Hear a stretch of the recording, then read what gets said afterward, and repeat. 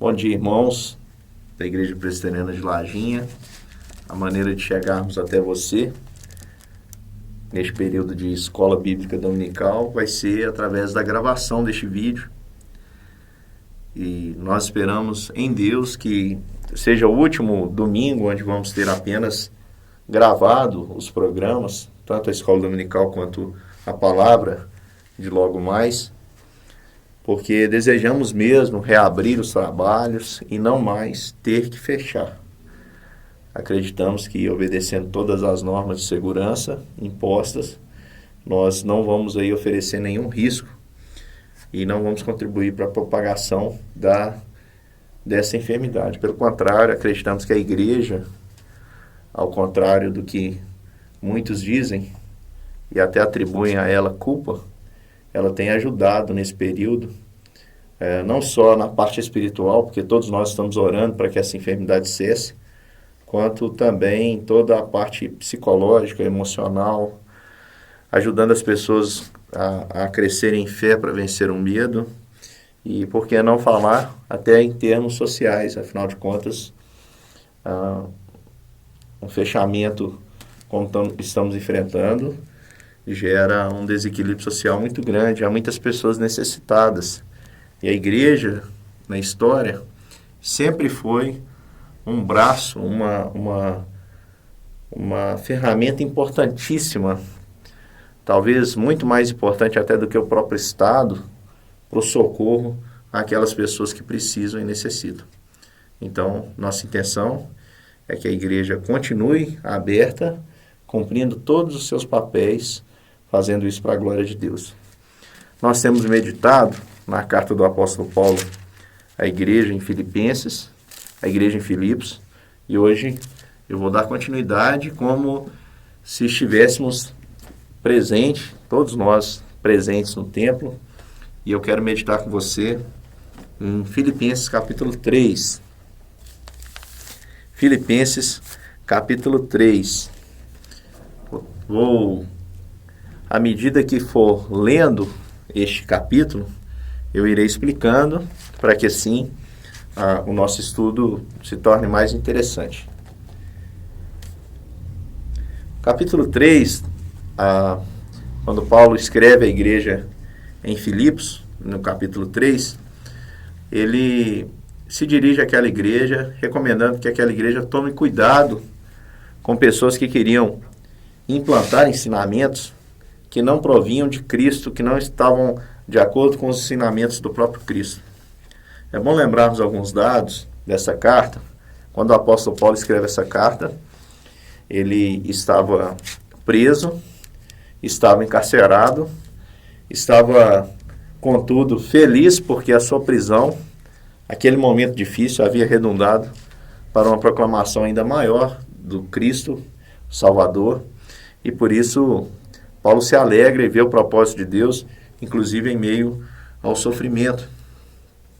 E Paulo, ele escreve essa carta à igreja em Filipos, agradecendo aquela igreja, porque aquela igreja era uma igreja generosa, não havia abandonado o apóstolo Paulo, mesmo em meio a momentos difíceis como ele estava enfrentando, a perseguição, a própria prisão, eles continuavam a sustentar o apóstolo Paulo, não só em oração, mas também mantinham o ministério do apóstolo Paulo, ajudavam a manter os custos de todo o trabalho missionário.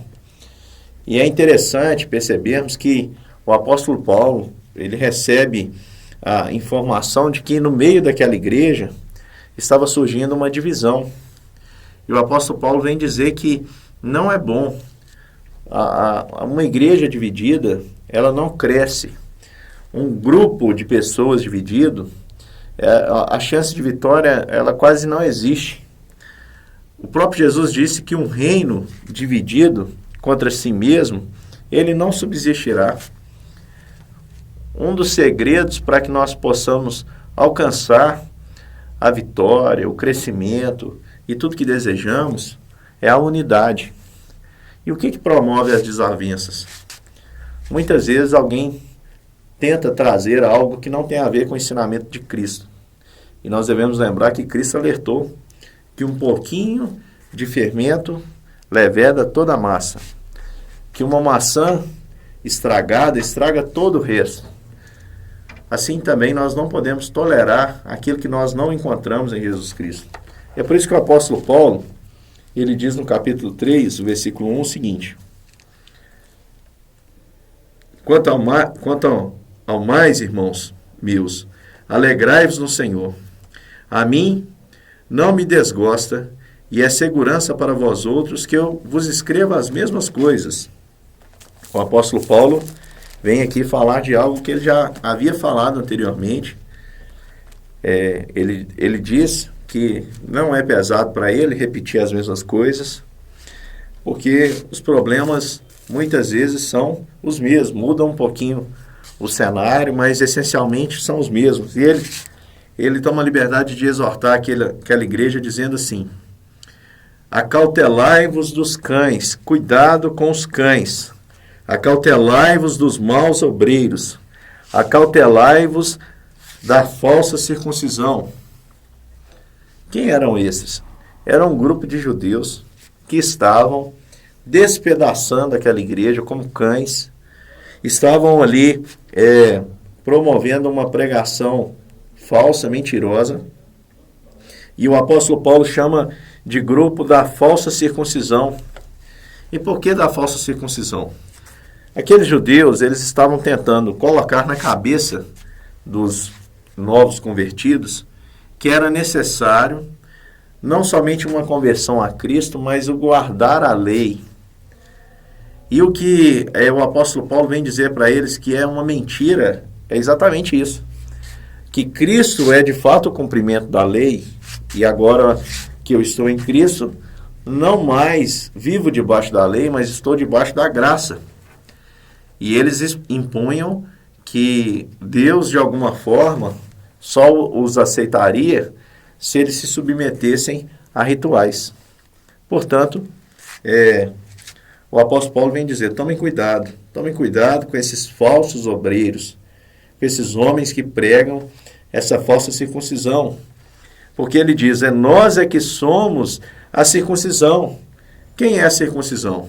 Nós, os que adoramos a Deus no Espírito e nos gloriamos em Cristo Jesus e não confiamos na nossa própria carne.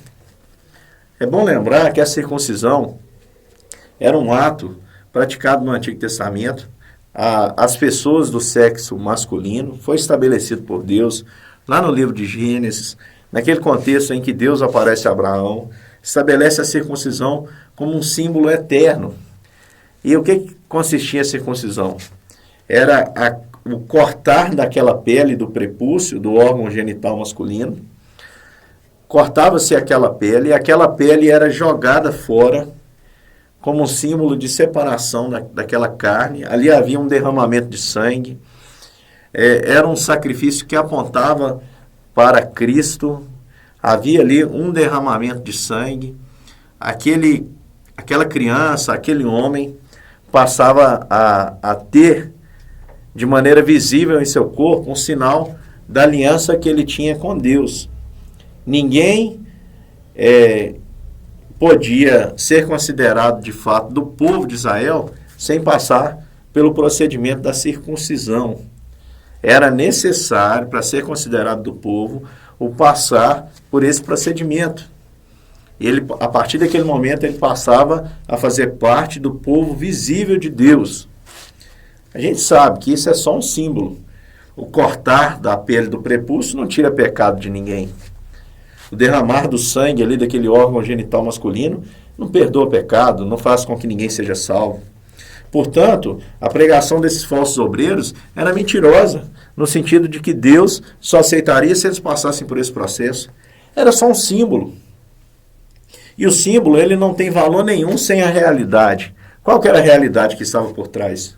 Que alguém, entre os homens, nasceria um, que faria o verdadeiro derramamento de sangue e que faria efetivo, uma vez por todas, a separação do povo de Deus, a santificação do povo de Deus, separando esse povo para o próprio Deus. E esse alguém seria o Cristo. Portanto, a circuncisão apontava para Jesus. E é por isso que Paulo diz aqui, nós é que somos a circuncisão. nós que adoramos no Espírito, não na lei, nós acreditamos no que foi revelado pelo Espírito de Deus e nos gloriamos em Cristo Jesus e não confiamos na carne. Nós é que somos a verdadeira circuncisão, o apóstolo Paulo está dizendo. Não são esses que se circuncisam e chegam diante de Deus e falam, olha aqui Deus, estou circuncidado, posso ser aceito.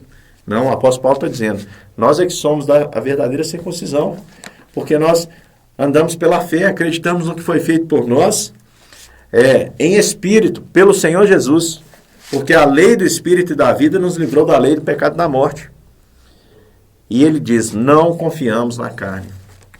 E aí, irmãos, por que eu estou dizendo isso? Porque há muitos que acham que podem chegar diante de Deus, que vão chegar lá diante de Deus e vão dizer, Senhor, olha para mim, eu sou digno de entrar, eu passei por esse caminho estreito e eu sou um dos poucos que passei por ele, olha para mim, olha para a minha condição.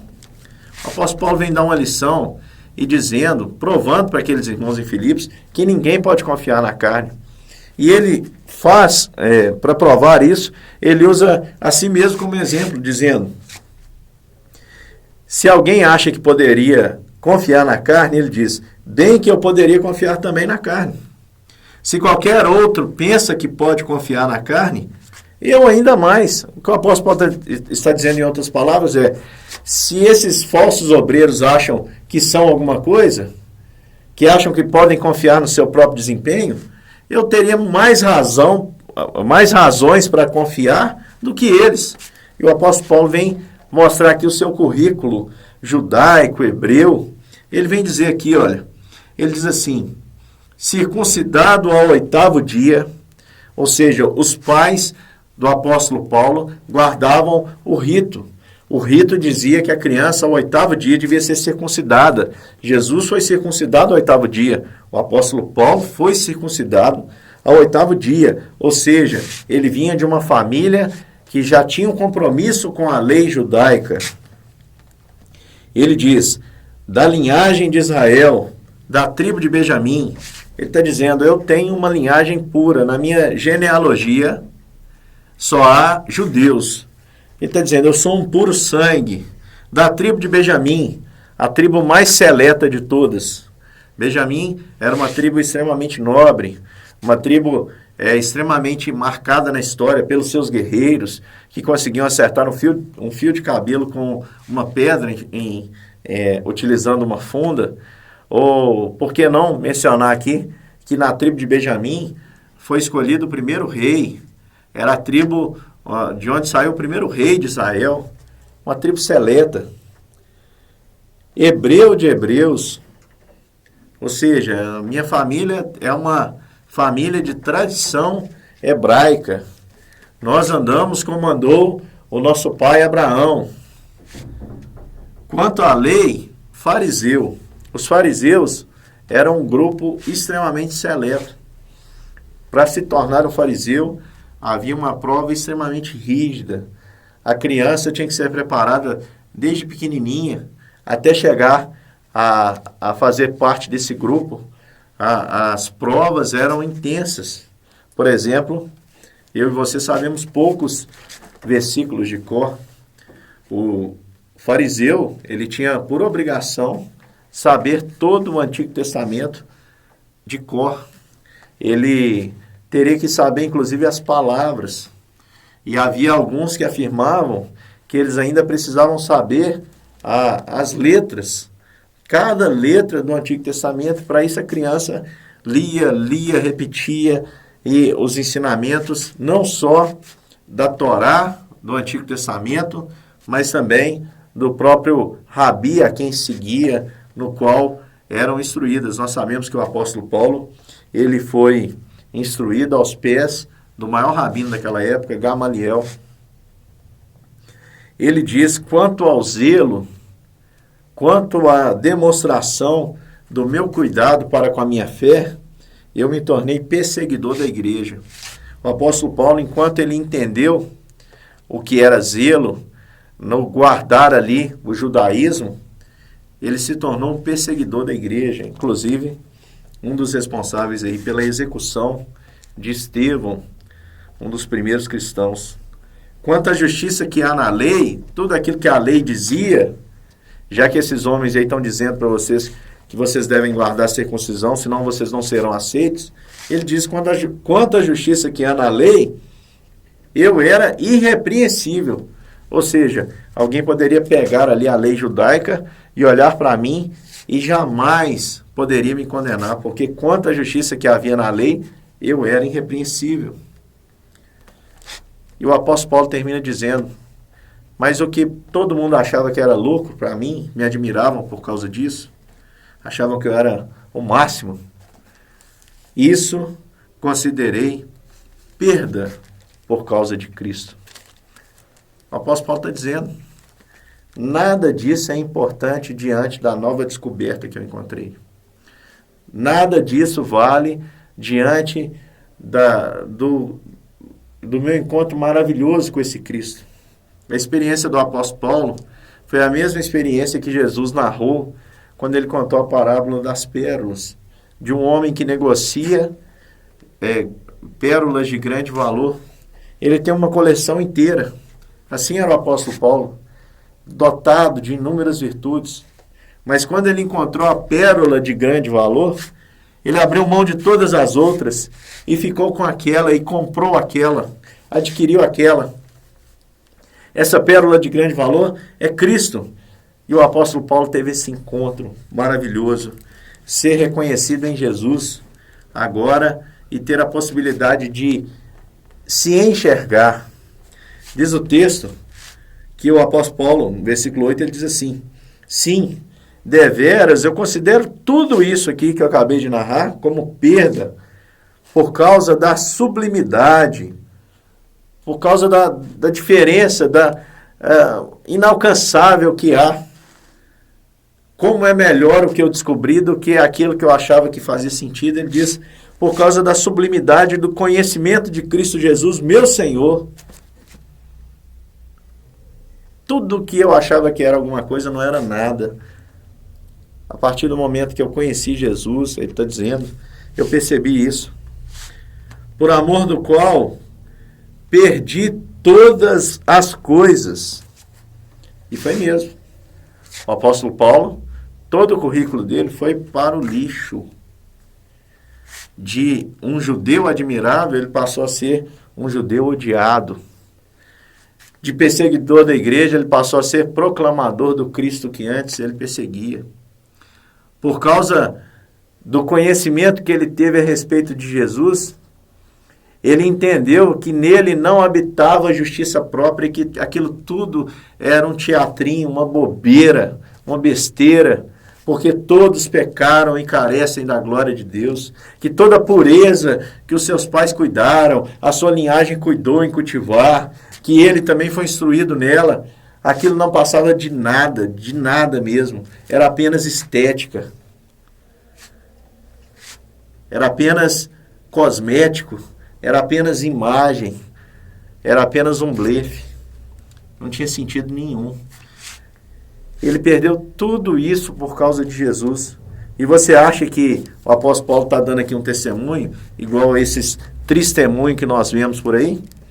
Onde o indivíduo, todo mundo gosta de ouvir a história dele, porque ele conta, quando eu não conheci Jesus, eu era traficante, eu era ladrão, aí todo mundo fica ligadão na história. E ele termina a história dizendo, agora eu aceitei Jesus, eu sou só um cristão hoje. Não, senhor.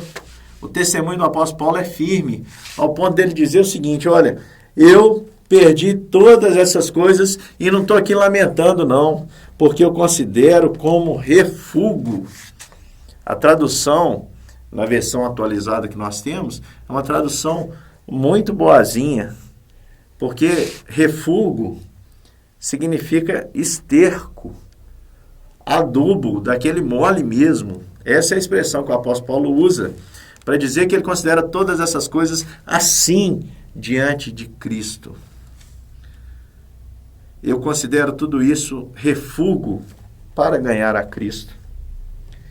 E ser achado nele, ele diz aqui, e ser achado em Cristo agora, não dependendo de mim. O apóstolo Paulo, com todo esse currículo, Lembra que ele disse lá atrás? Se alguém acha que pode confiar na carne, eu ainda mais. O apóstolo Paulo diz, eu considero tudo isso como refúgio, como esterco. Porque melhor do que tudo isso é ser achado em Cristo Jesus, como ele diz aqui, não tendo justiça própria. Não é a minha justiça que me justifica, é a justiça dele. Não tendo justiça própria que procede de lei. Não é de lei. Imagina Deus lá, chamando as pessoas para o céu, né? E dizendo, olha, para você entrar aqui no meu céu, a questão é, eu vou julgar o seu desempenho diante da minha lei. Quantos entrariam? Ninguém. Não há um justo, nenhum sequer. Não sendo achado dele, não tendo justiça própria que procede de lei. Mas eu sou achado em Cristo, como ele diz, mas ser achado em Cristo, mediante a fé em Cristo. Essa sim é a justiça que procede de Deus, baseada na fé. A justiça não é minha. A justiça, ela recaiu, foi cumprida por aquele que foi pendurado no madeiro. Toda lei ele cumpriu no meu lugar. E tendo cumprido toda a lei, ele mesmo assim morreu por aqueles que descumpriram a lei. E tendo morrido por todos que descumpriram a lei, dentre os quais eu faço parte, você que crê faz parte, ele gritou lá, está pago. Eu cumpri por vocês, telestai. Está pago, está consumado. Essa é a justiça que procede de Deus e que ele cobrou em Cristo Jesus, para que eu e você não devêssemos nada. É por isso que o apóstolo Paulo termina dizendo, para o conhecer o poder da sua ressurreição e a comunhão dos seus sofrimentos, conformando-me com ele na sua morte, para de algum modo alcançar a ressurreição dentre os mortos. O apóstolo Paulo vem dizer aqui que é maravilhoso esse conhecimento de não ser achado em Cristo, tendo justiça própria que procede de lei, mas é que procede de Cristo Jesus. E agora, uma vez que Cristo pagou o preço por mim, eu vou fazer as coisas não para ser salvo. Eu não vou fazer para ser aceito por Deus, não. Eu vou fazer porque eu o amo. E eu só o amo porque ele me amou primeiro. E agora eu irei conhecer o seu poder na ressurreição e a comunhão dos seus sofrimentos, conformando-me com ele na sua morte, aceitando que Cristo deu a sua vida por mim, eu devo dar a minha vida por ele. E como eu dou a minha vida por Cristo, dando a minha vida para servir ao meu próximo. E conformo-me com os seus sofrimentos, sofrendo e assumindo também a minha tarefa como servo dele, como imitador dele, de sofrer com ele, conformando-me com os seus sofrimentos, para de algum modo também experimentar o que Cristo experimentou. Porque sendo Deus, não julgou com usurpação o ser igual a Deus. Não é isso que nós estudamos no capítulo 2, o exemplo da humilhação de Cristo?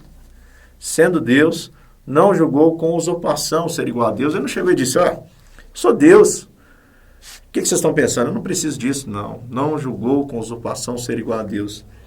Antes, a si mesmo se esvaziou, assumindo a forma de servo, e servo obediente até a morte, morte de cruz. Como ele foi o homem que mais se humilhou, Deus lhe deu um nome que está acima de todo nome, para que diante desse nome se dobre todo o joelho no céu e na terra, e toda língua confesse que Jesus Cristo é o Senhor, para a glória de Deus Pai. Esse é o chamado que Jesus tem, maravilhoso para cada um de nós. Talvez, meu querido irmão, você que está me ouvindo, uma hora ou outra, se deixa ser tomado pela soberba. Acha que você é melhor que os demais homens. Acha que você é mais certo que os demais homens?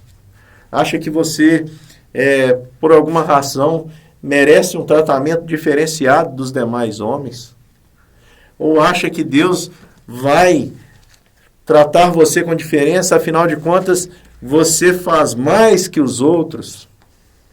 Meu querido, não caia nessa ilusão. Se tem alguém que fala isso para você, cuidado com esses cães.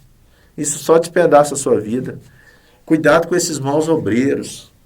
Cuidado com gente de falsa espiritualidade. Porque a certeza que eu e você temos que ter é que não há em nós bem nenhum. E que tudo que nós recebemos é pela graça. A minha salvação é pela graça. A minha libertação é pela graça. E essa graça, essa justiça não é obtida pelo cumprimento da lei. Se Deus fosse olhar as nossas iniquidades, com certeza todos nós pereceríamos. Mas essa justiça é mediante a fé em Cristo Jesus. E pela fé, eu chamo você para se esvaziar de qualquer merecimento. Se o apóstolo Paulo, com esse currículo todo, não pôde confiar na carne, você acha que você pode? Eu não passo nem perto desse homem. Não passo, não chego próximo ao que o apóstolo Paulo foi. Meu currículo é muito aquém. Se ele não pôde, eu não posso. Eu preciso abraçar e confiar na graça de Jesus manifestada ali na cruz, e eu tomo posse dela por meio da fé. E pela fé, eu chamo você também a trilhar o caminho que o nosso Senhor, o Filho de Deus, o Senhor Jesus Cristo, trilhou. O caminho do sofrimento, do se doar, do se dar pelo próximo. Trilhar e palmilhar os passos de Jesus, eu convido você, de modo que você experimente também, não só o sofrimento, mas a ressurreição. Aqui nós estamos para servir, para nos doar, para parecer com Cristo. Aqui e no porvir também. Hoje servimos. Já reinamos com Ele? Já. Mas chegará o dia que reinaremos de uma maneira visível com o Senhor para todo sempre. Então eu chamo você a viver essa vida, nesse tempo em que nós estamos vivendo um caos tremendo, tantos homens disputando para ver quem é melhor que o outro. Todos pecaram e carecem da glória de Deus. Você quer ser o diferencial mesmo? Não vai vir de você, é pela graça, mediante a fé, sendo Cristo para as pessoas, sofrendo em nome de Cristo, experimentando no futuro a exaltação que Ele promete a todos aqueles que se humilham agora. Que Deus possa te abençoar em nome de Jesus. Amém.